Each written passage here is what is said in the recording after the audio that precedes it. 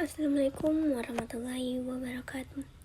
Hai, perkenalkan nama saya Suci Ramadhani dengan NIM 240020054. Di sini saya akan menjelaskan materi tentang prinsip dan hambatan dalam komunikasi. Nah, apa saja sih prinsip dan hambatan dalam komunikasi? Yang pertama, kita akan membahas prinsip komunikasi. Prinsip komunikasi yang pertama yaitu simbolik. Simbolik adalah lambang.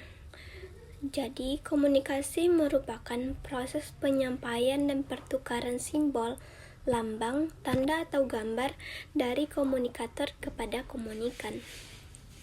Nah, terkadang komunikasi tidak harus berupa kalimat-kalimat panjang, tetapi cukup berupa simbol-simbol, dan itu sudah mengidentifikasikan, menginformasikan ke orang atau mengomunikasikan kepada siapapun yang melihat bahwa ada sesuatu yang ingin disampaikan.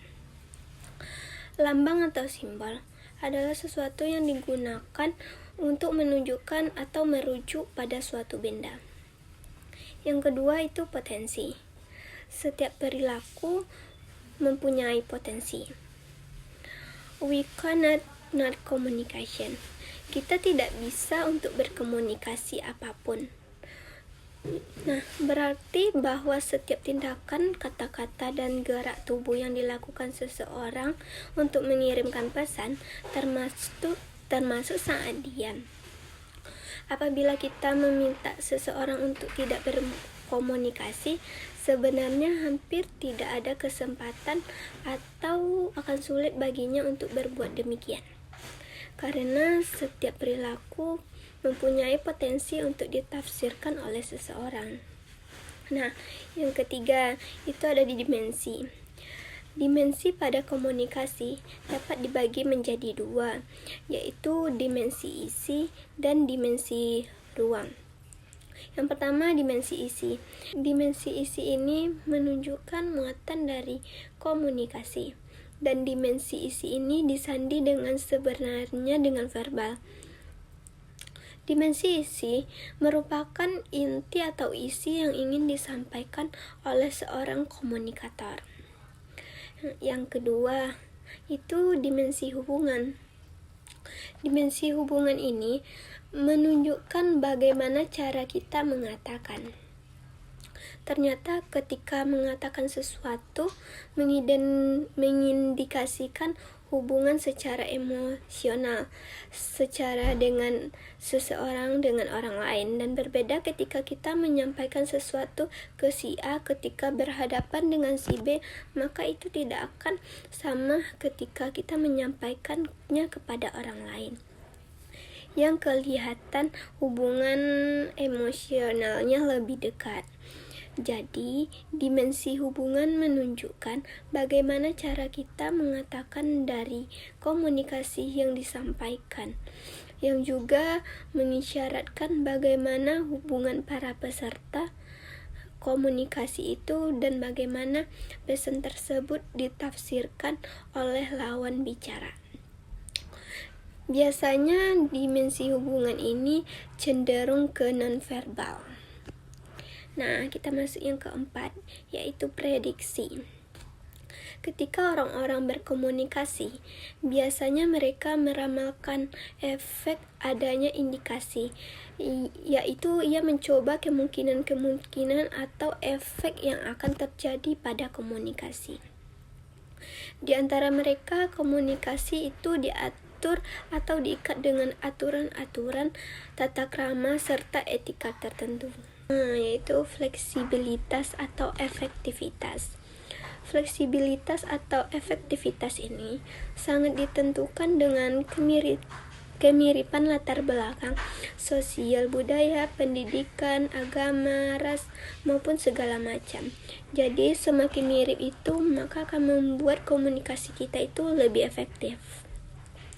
Yang keenam itu bersifat non-sekuensial. Artinya, komunikasi manusia itu terjadi dalam bentuk atau dasarnya komunikasi tatap muka, yang dimana itu terjadi dua arah, tidak bisa satu arah. Nah, Selanjutnya kita masuk kepada hambatan dalam komunikasi.